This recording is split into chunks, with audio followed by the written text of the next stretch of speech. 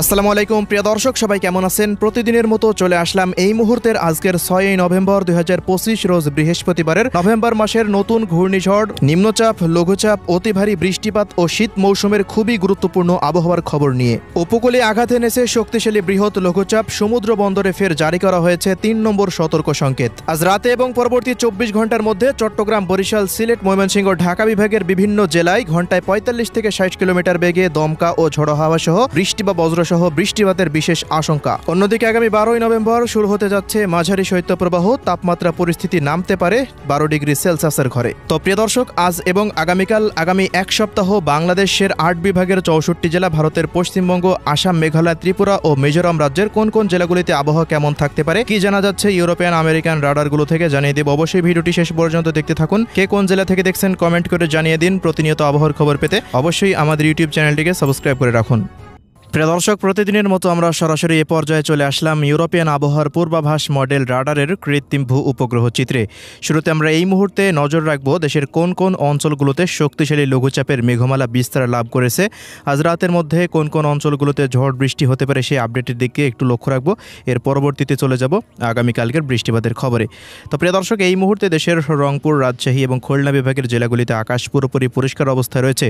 তবে এই মুহূর্তে উপকূলীয় অঞ্চলগুলোতে শক্তিশালী বজ্র বৃষ্টির মেঘমালা বিস্তার লাভ করেছে দেখা যাচ্ছে। গতকাল রাতে উপকূলে আঘাত এনেছিল শক্তিশালী সুস্পষ্ট লঘুচাপ। এখনও পর্যন্ত কিন্তু ভারী থেকে অতি ভারী মেঘের সঞ্চালনশীল ঘটছে চট্টগ্রাম বিভাগের জেলাগুলিতে। টেকনাফ, মহেশখালী, থানচি, কুতুবদিয়া, কক্সবাজার, রাজস্থলী, রাওয়ানছড়ি, সাতকনিয়া, এদিকে খাগড়াছড়ি, রাঙামাটি থেকে ফেনী, নোয়াখালী, লক্ষ্মীপুর, চাঁদপুর, বরিশাল বিভাগের লালমোহন, কলাপাড়া, এদিকে মতিরহাট, সেনবাগ, চৌমোহনী, লাকসাম, হাজীগঞ্জ থেকে ফেনী, নোয়াখালী, লক্ষ্মীপুর, চাঁদপুর, ব্রাহ্মণবাড়িয়া অঞ্চলের বিভিন্ন জায়গার ওপর দিয়ে আজ রাতের মধ্যে বিক্ষিপ্ত মানের বৃষ্টি, কোথাও কোথাও ভারী থেকে অতি ভারী মাত্রার বৃষ্টিপাত হওয়ার বিশেষ সতর্কতা দিয়েছে আবহাওয়া দফতর। এছাড়াও ভারতের ত্রিপুরা রাজ্যের আমবাসা, আগরতলা, রামপুর, আইজল, শিলচর এবং মিজোরাম রাজ্য এই অঞ্চলগুলোতেও ভারী মাত্রার বৃষ্টিপাত হতে পারে। তবে একেবারেই বৃষ্টিবিহীন থাকতে পারে পশ্চিমবঙ্গ এবং খুলনা বিভাগ, রাজশাহী বিভাগ ও রংপুর বিভাগ। এই সমস্ত বিভাগগুলোতে তেমন কোনো বৃষ্টিপাতের আশঙ্কা নেই আজ রাতের মধ্যে এবং পরবর্তী 24 ঘন্টাতেও। এছাড়া প্রিয় দর্শক, এই মুহূর্তে সমুদ্র অঞ্চল উত্তাল অবস্থায় রয়েছে, এজন্য কিন্তু 3 নম্বর সতর্ক সংকেত জারি করেছে আবহাওয়া দফতর। প্রিয় দর্শক, আপনারা অনেকেই কমেন্ট করে জানতে চেয়েছিলেন বঙ্গোপসাগরে আবার কবে নাগাদ ঘূর্ণিঝড় সৃষ্টি হতে পারে। তো আবহাওয়া অধিদপ্তরের পূর্বাভাস মতে চলতি নভেম্বর মাসের শেষ সপ্তাহে একটি লঘুচাপ বা নিম্নচাপ সৃষ্টি হওয়ার সম্ভাবনা রয়েছে। তা থেকে একটি ঘূর্ণিঝড় তৈরি হতে পারে। তবে আগামী 20 তারিখ পর্যন্ত তেমন কোনো ঘূর্ণিঝড়ের আশঙ্কা নেই বঙ্গোপসাগরে। তো এবার আসছে বৃষ্টিপাতের খবরে। বৃহস্পতিবার 6 নভেম্বর কোথায় কেমন আবহাওয়া থাকতে পারে সেই আপডেটগুলো একটু নজর রাখবো।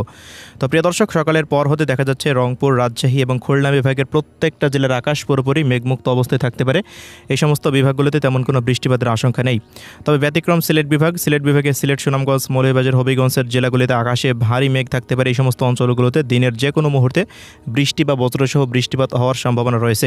একইভাবে চট্টগ্রাম বিভাগের দীঘিনালা, সাজেক, লংগদু, খাগড়াছড়ি, মানিকছড়ি, এদিকে ফটিকছড়ি, রাঙামাটি, বান্দরবান, কক্সবাজার, মহেশখালী, চট্টগ্রাম, ফটিকছড়ির আশেপাশ দিয়ে বিভিন্ন জায়গার উপর দিয়ে দিনের যে কোনো মুহূর্তে বৃষ্টি বা বজ্রসহ বৃষ্টিপাত হওয়ার সম্ভাবনা রয়েছে বৃহস্পতিবারের দিন।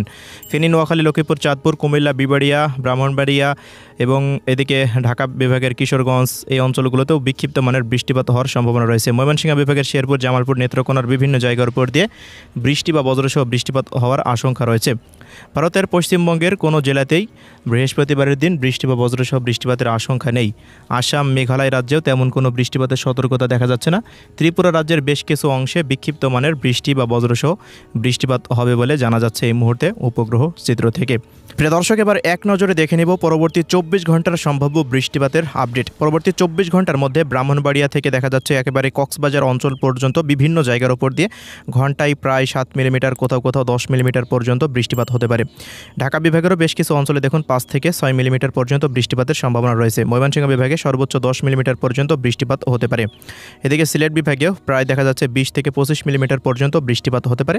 তবে রাজশাহী, রংপুর এবং এদিকে দেখা যাচ্ছে যে খুলনা এবং ভারতের পশ্চিমবঙ্গের কোনো অঞ্চলেই তেমন কোনো বৃষ্টিপাতের সম্ভাবনা নেই। তো এবার আসছি সবশেষ মেঘলা মোডে, আবারও দেখে নেব আগামী কয়েকদিনের আবহাওয়া।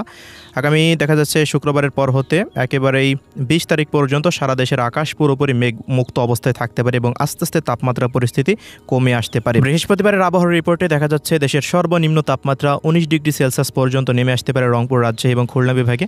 ময়মনসিংহ, সিলেট, ঢাকা, এদিকে বরিশাল ও চট্টগ্রাম বিভাগে 22 ডিগ্রি সেলসিয়াসের আশেপাশে থাকতে পারে। দিনের সর্বোচ্চ তাপমাত্রা প্রায় দেখা যাচ্ছে যে 29-30 ডিগ্রি সেলসিয়াসের আশেপাশে থাকতে পারে। তবে তীব্র শীত নামতে পারে আগামী 14 তারিখ বা 12 তারিখের পর হতে। দেখা যাচ্ছে তাপমাত্রা পরিস্থিতি প্রায় 13 ডিগ্রি সেলসিয়াসের ঘরে নেমে আসতে পারে। দেশের প্রত্যেকটা বিভাগে এমন আবহাওয়া বিরাজমান শুরু হয়ে যেতে পারে আগামী 10 নভেম্বর বা 12 নভেম্বরের পর হতে। ভারতের পশ্চিমবঙ্গ, আসাম, মেঘালয় এবং এদিকে দেখা যাচ্ছে যে সিলেট বিভাগ হতে তাপমাত্রা প্রায় 14, কোথাও কোথাও 12, কোথাও কোথাও 10 ডিগ্রি সেলসিয়াসেও নেমে আসতে পারে বলে এই মুহূর্তে জানা যাচ্ছে। এবং দিনের সর্বোচ্চ তাপমাত্রা ওই মুহূর্তে থাকতে পারে রংপুর বিভাগের দিকে 26 ডিগ্রি সেলসিয়াস, রাজশাহীর দিকে 25 ডিগ্রি সেলসিয়াস, খুলনা বিভাগের দিকে দিনের সর্বোচ্চ তাপমাত্রা 26 ডিগ্রি সেলসিয়াসের আশেপাশে থাকতে পারে। ঢাকাতেও এমনই আবহাওয়া দেখা যাচ্ছে। তো দর্শক, এই ছিল আজকের সংক্ষিপ্ত আবহাওয়ার রিপোর্ট। সবাই ভালো থাকবেন। আল্লাহ হাফেজ।